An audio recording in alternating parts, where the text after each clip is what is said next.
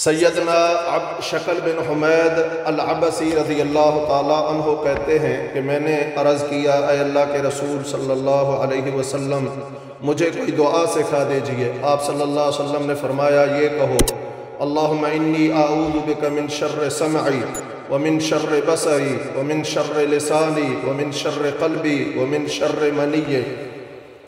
اے اللہ میں تیری پناہ مانگتا ہوں اپنے کان کی برائی، نظر کی برائی، زبان کی برائی، دل کی برائی اور اپنی منی کی برائی سے۔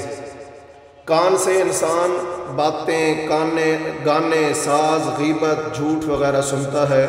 آنکھ سے غیر محرم اور حرام چیزوں کو دیکھنا اور پڑھنا ہے۔ زبان کا کفر، شرک، بدعت، جھوٹ، بہتان اور گالی گلوچ گناہ ہیں۔ دل کی برائی نفاق، حسد، بغض اور بخل، لالچ اور تکبر ہے۔